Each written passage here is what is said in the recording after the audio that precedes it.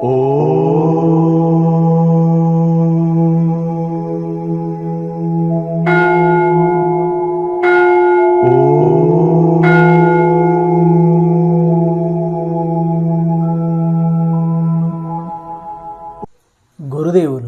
శ్రీ జ్ఞానానందగిరి మహారాజ్ గారి పాదపద్మములకు సాష్టాంగ ప్రణామములు. విశ్వగురు పరంపరకు వందనములు. ఒక యోగి ఆత్మకథ, అధ్యాయం 9. ఆనందభరిత భక్తుడు, ఆయన విశ్వప్రేమలీల. చిన్నబాబు కూర్చో, నా జగన్మాతతో మాట్లాడుతున్నాను. అప్పటికే నేను నిశ్శబ్దంగా భయంగా గదిలోకి ప్రవేశించాను. దివ్యమైన మాస్టర్ మహాశైల రూపం కళ్ళు మిరుమిట్లు గొలిపేలా ఉంది. పట్టులాటి తెల్లటి గడ్డంతోనూ మిలమిలా మెరిసే విశాల నేత్రాలతోనూ ఆయన పరిశుద్ధత రూపుగట్టిన అవతారమూర్తిలా భాసించారు. పైకెత్తి ఉన్న చిబుకము, జోడించి ఉన్న చేతులు చూడగానే నేనక్కడికి మొదటిసారిగా వస్తూనే ఆయన ధ్యానానికి భంగం కలిగించిన విషయం స్పష్టమైంది. సరళమైన మాటలతో కూడిన ఆయన పలకరింపు నా స్వభావంలో అంతవరకు నాకు అనుభవమైన వాటన్నిటికంటే అత్యంత తీవ్రమైన ప్రభావం కలిగించింది. మా అమ్మ చనిపోవడంతో ఎడబాటు వల్ల కలిగిన క్షోభ ఒక్కటే నా దుఃఖానికి పరాకాష్ఠగా భావించాను. ఇప్పుడు నాకు జగన్మాతతో ఎడబాటు కలిగిందే అన్న స్పృహ నా అంతరాత్మకు చెప్పరాని వేదన అయింది. నేను ఏడుస్తూ నేల మీద ఉరిగిపోయాను. చిన్నబాబు, మనసు కుదుటపరుచుకో అంటూ ఆ సాధువు సానుభూతితో బాధపడ్డారు. మహాసముద్రంలో ఏకాకే అయిపోయిన వాడిలా ప్రాణం దక్కించుకోవడానికి వారి పాదాలనే ఒక తెప్పగా భావించి గట్టిగా పట్టేసుకున్నాను. మహాత్మా, మీరే నాకు మధ్యవర్తిగా సహాయం చేయాలి. జగన్మాతకు నా మీద ఏమైనా అభిమానం ఉందో లేదో అడగండి. ఒకరి గురించి తాను కలగజేసుకొని చెబుతాననే పవిత్రమైన వాగ్దానం అంత సులువుగా చేసేదేమీ కాదు. ఆయన మౌనం వహించారు. మాస్టర్ మహాశయులు జగన్మాతతో చాలా చనువుగా మాట్లాడుతున్నారన్న విషయంలో సందేహానికి తావులేనంత గట్టి నమ్మకం కలిగింది నాకు. ఇప్పుడు ఈ క్షణంలో ఈ సాధువు నిర్దిష్ట దృష్టికి గోచరమవుతున్న జగన్మాతను నా కళ్ళు చూడలేకపోవడం గాఢమైన అవమానంగా అనిపించింది. మెత్తని ఆయన మందలింపులను కూడా వినిపించుకోకుండా సిగ్గు విడిచి ఆయన పాదాలు బిగబట్టి ఆయన దయతో నా గురించి జగన్మాతకు చెప్పాలని మరీ వేడుకున్నాను. నీ కోరిక జగన్మాతకు విన్నవిస్తాను. మాస్టర్ మహాశయులు దయతో కూడిన చిరునవ్వుతో మెల్లిగా ఒప్పుదల తెలిపారు. ఆ కొద్ది మాటల్లో ఎంత శక్తి ఉందని తుఫానులో ఒంటరిగా చిక్కుబడ్డ నాకు విముక్తి అనుభూతమైంది. మహాశయ, మీరిచ్చిన మాట మర్చిపోకండి. అమ్మవారి జవాబు కోసం మళ్ళీ త్వరగానే వస్తాను. ఒక్క క్షణం క్రితం కట్టలు తెంచుకు వచ్చిన దుఃఖంతో పూడిపోయిన గొంతులో ఇప్పుడు ఆశావహమైన ఆనందం ధ్వనించింది. పొడుగాటి మేడమెట్లు దిగుతూ వెనుకటి జ్ఞాపకాల్లో మునిగిపోయాను. మాస్టర్ మహాశయుల పవిత్ర నివాసం అమారెస్ట్ వీధిలో 50వ నంబరు ఇల్లు. ఒకప్పుడు మేము ఇంటిల్లిపాది ఉన్న ఇల్లు. అమ్మ చనిపోయింది ఇక్కడే. కంటికి దూరమైన అమ్మ కోసం నా మానవ హృదయం పగిలింది ఇక్కడే. మళ్ళీ ఈనాడు ఇక్కడే జగన్మాత కనబడనందుకు నా అంతరాత్మ శిలువ వేసినంత బాధతో విలవిల్లాడిపోయింది. పావనమైన గోడలు, నన్ను బాధించిన గాయాలకి చివరి ఉపశమనానికి మౌనసాక్షులివి. మా ఇంటికి తిరిగి వెడుతూ ఉంటే నా అడుగుల వడి పెరిగింది. మిద్దె మీద నా చిన్న గదిలో ఏకాంతంగా 10 గంటల వరకు ధ్యానంలో ఉండిపోయాను. భారతదేశపు వెచ్చని రాత్రిపూట అలుముకొన్న చీకటిని పటాపంచలు చేస్తూ అద్భుతమైన దృశ్యం ఒకటి హఠాత్తుగా వెలుగొందింది. వెలుగులు వెదజల్లుతూ జగన్మాత నా ఎదురుగా నిలిచింది. మృదువుగా చిరునవ్వు చిందిస్తున్న ఆవిడ ముఖం రూపుగట్టిన సౌందర్యమే. ఎప్పుడూ నిన్ను ప్రేమిస్తూనే వచ్చాను, ఎప్పటికీ నిన్ను ప్రేమిస్తూనే ఉంటాను. దివ్య స్వరాలు ఇంకా గాలిలో ఆడుతూ ఉండగానే ఆమె అంతర్ధానమైపోయింది. మర్నాడు పొద్దున నేను మాస్టర్ మహాశయుల్ని రెండోసారి దర్శించే సమయానికి సూర్యుడు ఉదయించాడు. కానీ ఇంకా మర్యాద కోణాన్ని తాకలేదు. గాఢమైన స్మృతులతో కూడిన ఆ ఇంటి మేడమెట్లు ఎక్కుతూ 4వ అంతస్తులో ఉన్న గదికి చేరాను. గది తలుపు మూసి ఉంది. తలుపు గొళ్ళెం మీద ఒక గుడ్డ చుట్ట ఉంది. ఆ సమయంలో మహాశైలు ఏకాంతం కోరుతున్నారనిపించింది. ఏం చెయ్యడానికి పాలుపోక నేను గుమ్మం ముందర నించుని ఉండగా మాస్టర్ మహాశైలే స్వయంగా తలుపు తెరిచారు. ఆయన పవిత్ర పాదాల ముందు మోకరిల్లాను. నాలోని దివ్యానందాన్ని మరుగుపరిచి కేవలం సరదా కోసం నా ముఖంలో గాంభీర్యం తెచ్చిపెట్టుకున్నాను. వచ్చేశానండి, చాలా పెందరాళ్ళే వచ్చానని ఒప్పుకుంటాను. మీ సందేశం కోసం జగన్మాత నా గురించి ఏమైనా చెప్పిందా అండి? కొంటె చిన్నబాబు మరో మాట అననేలేదాయన. నేను తెచ్చిపెట్టుకున్న గాంభీర్యం ఆయనకి నమ్మకం కలిగించినట్టు లేదు. అంత గుట్టు ఎందుకండి? అలా మాట తప్పిస్తున్నారేం? సాధువులు ఎప్పుడు సూటిగా చెప్పరా? బహుశా నేను కొంచెం రెచ్చిపోయి మాట్లాడాననుకుంటున్నాను. నువ్వు నన్ను పరీక్షించక తప్పదా? ప్రశాంతమైన ఆయన కళ్ళల్లో అవగాహన నిండుగా ఉంది. నిన్న రాత్రి 10 గంటలకి సౌందర్యమయి అయిన ఆ జగన్మాత స్వయంగా నీకిచ్చిన హామీకి అదనంగా ఈరోజు పొద్దున నేను ఒక్క ముక్కైనా చేర్చవలసిన అవసరం ఉందా? నా అంతరాత్మ వరద వెల్లువను అరికట్టి ఉంచే ద్వారాలు మాస్టర్ మహాశైల ఆధీనంలో ఉన్నాయి.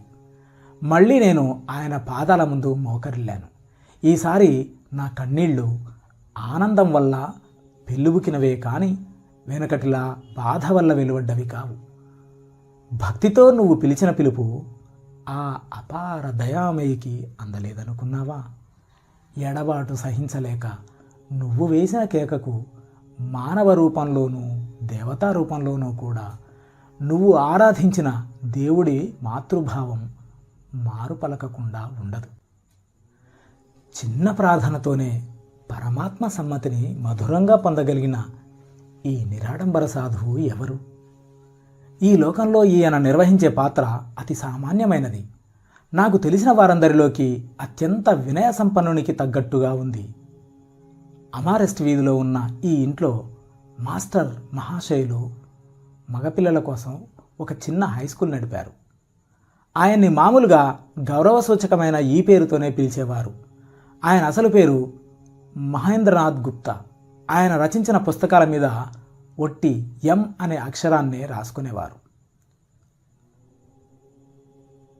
ఆయన మగపిల్లల కోసం ఒక చిన్న హై స్కూలు నడిపినప్పుడు కటువైన మాట ఒక్కటి కూడా ఆయన పెదవి దాటి వచ్చేది కాదు.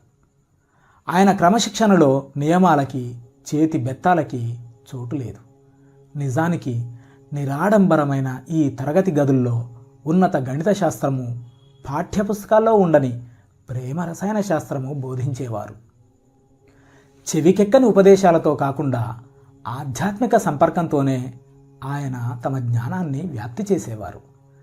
జగన్మాత మీది పరిశుద్ధ భక్తి పారవశ్యంలో మునిగిపోయిన ఆయన చిన్నపిల్లవాడి మాదిరిగా బాహ్యమైన మర్యాదా సూచనలేవి ఆపేక్షించేవారు కారు.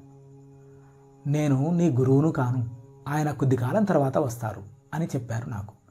ఆయన మార్గదర్శకత్వంలో ఇప్పుడు నువ్వు భక్తి ప్రేమల పరంగా పొందే భగవదనుభూతులు ఆయన ప్రగాఢ జ్ఞానపరమైన అనుభూతులుగా నీలో రూపాంతరితమవుతాయి. నేను ప్రతి సాయంత్రం పెందరాళే అమారెస్ట్ వీధికి వెళుతుండేవాణ్ణి. పూర్తిగా నిండిన మాస్టరు మహాశైల దివ్యానుభవ చషకం నుంచి ఆనందామృత బిందువులు నిత్యం నా మీదికి పొంగి పొరలాలని చూసేవాణ్ణి. ఇంతకుముందెప్పుడూ నేను అత్యంత గౌరవభావంతో మోకరిల్లలేదు. ఇప్పుడు మాస్టర్ మహాశైల పాదస్పర్శతో పావనమైన నేల మీద నడవడం కూడా అపరిమిత భాగ్యంగా అనిపించింది. మహాశయ, మీకోసం ప్రత్యేకంగా అల్లిన ఈ సంపెంగ పూలమాల ధరించండి. ఒకనాడు సాయంత్రం నేను పూలమాల ఒకటి తీసుకువెళ్ళాను, కానీ ఆయన వద్దంటూ సిగ్గుపడుతూ దూరంగా జరిగిపోయారు. చివరికి నేను నొచ్చుకోవడం గమనించి చిరునవ్వుతో అంగీకారం తెలిపారు. మనమిద్దరం ఆ తల్లి భక్తులమే కనుక నువ్వు నాలో నివసించే ఆ తల్లికి కానుకగా నా దేహాలయం మీద ఆ మాల వెయ్యవచ్చు. ఆయన విశాల ప్రకృతిలో రవ్వంత అహంకారానికి చోటు లేదు. మా గురువుగారి వల్ల శాశ్వతంగా పావనమైన దక్షిణేశ్వర కాళికాలయానికి వెళ్దాం రేపు. ఈ సాధువు క్రీస్తు వంటి గురువర్యులైన శ్రీ రామకృష్ణ పరమహంస శిష్యులు. ఆ మర్నాడు పొద్దున గంగానదిలో 4 మైళ్ళు ప్రయాణం చేయడానికి పడవ మీద బయలుదేరాం. 9 గుమ్మటాలతో విరాజిల్లుతున్న కాళికాలయంలోకి ప్రవేశించాం. అందులో వెండితో చేసిన తామర పువ్వు మీద జగజ్జనని విగ్రహం, శివుడి విగ్రహం ఉన్నాయి. తామర పువ్వుకున్న 1000 రేకులు అతి నేర్పుగా చెక్కి ఉన్నాయి. మాస్టర్ మహాశయులు మంత్రముగ్ధులైనట్టు భాషించారు. ప్రేమమయి అయిన జగన్మాత అనంత ప్రణయలీలలో ఆయన నిమగ్నులైపోయారు. ఆయన ఆ అమ్మవారి పేరు గానం చేస్తుంటే భావోద్రిక్తమైన నా హృదయం ఆ తామర పువ్వులాగే 1000 రేకులుగా విడిపోయినట్లనిపించింది. తర్వాత మేమిద్దరం పవిత్రమైన ఆ ఆలయ ప్రాంగణంలో తిరుగుతూ జావుక అంటే ఈత చెట్ల తోపులో ఆగాం. ఈ చెట్ల నుంచి సహజంగా కారే పాలు మాస్టర్ మహాశయులు అందిస్తున్న అమృతధారకు ప్రతీకగా ఉన్నాయి. ఆయన దైవ ప్రార్థనలు కొనసాగుతూనే ఉన్నాయి. గులాబీ వన్నె రేఖలుండే జావుక పుష్పాల మధ్య నేను గడ్డి నేల మీద అత్యంత నిశ్చలంగా కూర్చున్నాను. తాత్కాలికంగా ఈ శరీరంలోంచి బయలుపడి దివ్యలోకాల్లో విహరించాను. దక్షిణేశ్వరం సందర్శించడానికి మాస్టర్ మహాశయులతో కలిసి నేను చేసిన యాత్రల్లో ఇది మొదటిది. మాతృభావంలో లేదా దివ్య కరుణామయి భావంలో భగవంతుడి మాధుర్యాన్ని ఆయన దగ్గరే నేను చవిచూశాను. ఆ సాధువు శిశు హృదయానికి పితృభావం లేదా దివ్య న్యాయభావం రుచించదు. కఠినము, అమిత ప్రయాసాత్మకము, గణితబద్ధము అయిన తీర్పరితనం ఈయన సాధు స్వభావానికి సరిపడేది కాదు. ఒకనాడు ప్రార్థనల్లో నిమగ్నులై ఉన్న ఆయన్ని ప్రేమతో గమనిస్తున్నప్పుడు స్వర్గంలో ఉండే దేవతలకు ఈయన భూమి మీద ప్రతిరూపం అనిపించింది. ఆక్షేపణ కానీ విమర్శ కానీ స్పర్శామాత్రంగా కూడా సోకకుండా ఈయన ఆద్య స్వచ్ఛతతో చిరకాలంగా పరిచయమైన కళ్ళతో ప్రపంచాన్నంతని పరిశీలించేవారు. ఈయన శరీరం, మనస్సు, వాక్కు, చేతలు అన్నీ ఆత్మ సారళ్యంతో అప్రయత్నంగా సామరస్యం పొందాయి. ఈయన మామూలుగా ఎవరికైనా సలహా ఇచ్చేటప్పుడు తమ వ్యక్తిత్వానికి ప్రాధాన్యం ఇవ్వకుండా మా గురుదేవులు నాకిలా చెప్పారు అని చెప్పి జోహార్లు అర్పిస్తూ ఉండేవారు. మాస్టర్ మహాశయులకు శ్రీ రామకృష్ణులతో తాదాత్మ్యం ఎంత ప్రగాఢంగా ఉండేదంటే ఆయన తమ ఆలోచనల్ని వేటిని తమ సొంతంగా గణించేవారు కాదు. ఒకనాడు సాయంత్రం ఆయన నేను చెయ్యి కలుపుకొని ఆయన బడి ఉన్న వీధిలో తిరుగుతున్నాం. ఇంతలో అక్కడికి ఆయన పరిచయస్తుడు ఒకడు వచ్చాడు. అతడు ఒట్టి ధూర్తుడు. అతని రాకతో నా ఆనందం సన్నగిల్లింది. అతను చాలాసేపు ఏవేవో మాట్లాడుతూ మమ్మల్ని ఓదరగొట్టేశాడు. ఇతను నీకు సంతోషం కలిగించడం లేదని గ్రహించాను అంటూ నాతో రహస్యంగా అన్నారాయన. ఆ వచ్చిన దురహంకారి తన సోదికి తానే ముగ్ధుడై ఉన్నందువల్ల ఈ మాటలు అతని చెవిని పడలేదు. దీన్ని గురించి జగన్మాతకు చెప్పాను. మన దుస్థితి ఆమె గ్రహించింది. అదిగో అక్కడున్న ఎర్రరంగు ఇంటి దగ్గరికి మనం వెళ్ళేసరికి అతనికి బాగా తొందర పని ఒకటి జ్ఞాపకం చేస్తానని ఆవిడ మాట ఇచ్చింది అన్నారు. మాకు విముక్తి ప్రసాదించే చోటి మీదే నిలిచిపోయాయి నా కళ్ళు. అతను సరిగ్గా ఎర్రగేటు దగ్గరికి వచ్చిన వాడల్లా కారణమేమీ లేకుండానే తిరిగి వెళ్ళిపోయాడు. చెప్పే వాక్యం పూర్తి చేయనూ లేదు, వెళ్ళొస్తానని మాతో చెప్పనూ లేదు. కల్లోలిత వాతావరణంలో మళ్ళీ శాంతి నెలకొంది. మరో రోజున నేను హౌరా రైల్వే స్టేషన్ దగ్గరగా ఒంటరిగా నడుస్తున్నాను. ఒక గుడి దగ్గర తప్పెట్లు తాళాలు కొడుతూ గొంతు చించుకుంటూ భజన చేస్తున్న ఒక చిన్న బృందాన్ని చూసి నేను మనసులో విమర్శించుకుంటూ క్షణకాలం నిలిచిపోయాను. దేవుడి పవిత్రనామాన్ని వీళ్ళు ఎంత భక్తిశూన్యంగా యంత్రం మాదిరిగా పునశ్చరణ చేస్తున్నారు అనుకున్నాను. ఇంతలో హఠాత్తుగా మాస్టారు మహాశయులు నా వైపు గబగబా వస్తూ ఉండడం చూసి ఆశ్చర్యపోయాను. అయ్యా, మీరెక్కడున్నారేమిటి? ఆ సాధువు నా ప్రశ్న పట్టించుకోకుండా నా ఆలోచనకు జవాబిచ్చారు. చిన్నబాబు, భగవన్నామము అజ్ఞానుల నోట్లో నుంచి వచ్చిన జ్ఞానుల నోట్లోంచి వచ్చిన మధురంగానే ఉంటుంది కదూ అంటూ ఆప్యాయంగా నన్ను దగ్గరికి తీసుకున్నారు. ఆయన ఐంద్రజాలిక తివాసీ మీద నన్ను కరుణామయి సన్నిధికి తీసుకువెళ్ళిపోయారని గ్రహించాను. నువ్వు కొన్ని బైస్కోపులు చూస్తావా? ఒకనాడు మధ్యాహ్నం విరాగులైన మాస్టర్ మహాశయుల నోట్లోంచి ఈ ప్రశ్న రావడం నాకు చిత్రంగా అనిపించింది. బైస్కోపు అన్న మాట భారతదేశంలో ఆ రోజుల్లో సినిమాలకు వాడేవారు. నేను సరేనన్నాను. ఆయన వెంబడి ఉంటే చాలు, ఏ పరిస్థితుల్లో ఉన్నా నాకు సంతోషమే. వడివడిగా నడిచి కలకత్తా విశ్వవిద్యాలయం ముందరి తోట దగ్గరికి వచ్చాం. గోల్డ్ డిగి అనే చెరువు దగ్గరున్న బల్ల చూపించారు ఆయన. కొన్ని నిమిషాలు ఇక్కడ కూర్చుందాం, ఎక్కడైనా విశాల జలాశయం కనిపిస్తే ధ్యానం చెయ్యమని మా గురువుగారు చెప్పారు. ఇక్కడ దీనికున్న ప్రశాంతత దేవుడి అపార శాంతిని మనకు జ్ఞాపకం చేస్తోంది. సమస్త వస్తుజాలము ఈ నీళ్లలో ప్రతిఫలించినట్టుగానే ఈ విశ్వమంతా విశ్వమానస సరోవరంలో ప్రతిబింబిస్తూ ఉంటుంది. అలాగని మా గురుదేవులు తరచూ అంటుండేవారు. కాసేపట్లో మేము యూనివర్సిటీ హాలులోకి ప్రవేశించాం. అక్కడ ఒక ఉపన్యాసం జరుగుతోంది. అప్పుడప్పుడు లాంతరు స్లైడ్లు వేసి చూపిస్తున్నప్పటికీ ఆ ఉపన్యాసం చాలా నిరుత్సాహజనకంగా ఉంది. చూపించే స్లైడ్లు కూడా అంత నిరాసక్తికరంగానూ ఉన్నాయి. మాస్టరు గారు నన్ను చూడమనే బైస్కోపు ఇదన్నమాట. నా ఆలోచనలో ఓర్పు నశించింది. కానీ నా ముఖంలో విసుగుదల కనబరిచి ఆయన్ని నొప్పించదలచలేదు. కానీ ఆయన నా వైపు వంగి రహస్యంగా ఇలా చెప్పారు. చిన్నబాబు, నీకు ఈ బైస్కోపు నచ్చనట్టు అనిపిస్తోంది. ఈ సంగతి జగన్మాతకి చెప్పాను. ఆవిడకి మనిద్దరి మీద పూర్తిగా సానుభూతి ఉంది. ఇప్పుడు ఎలక్ట్రిక్ దీపాలు పోతాయని, మనం ఈ గదిలోంచి వెళ్ళిపోయే వరకు మళ్ళీ వెలగవని చెబుతున్నది. ఆయన గుసగుసలు పూర్తయ్యేసరికి హాలంతా చీకటైపోయింది. ఉపన్యాసం ఇచ్చే ప్రొఫెసర్ గారి బొంగురు గొంతు ఆశ్చర్యంతో ఒక్కసారి నిశ్శబ్దమైంది. అప్పుడు ఇలా అన్నారాయన, ఈ హాల్లో ఎలక్ట్రిక్ సిస్టంలో ఏదో లోపం ఉన్నట్టుంది. అప్పటికి నేను మాస్టర్ మహాశయులు గడప దాటేస్తున్నాం. నడవాలోంచి వెనక్కి తిరిగి చూస్తే హాల్లో మళ్ళీ దీపాలు కనిపించాయి. చిన్నబాబు, ఆ బైస్కోపు నీకు నిరాశ కలిగించింది కదూ? అయితే మరో రకమైనది నీకు నచ్చుతుందనుకుంటాను.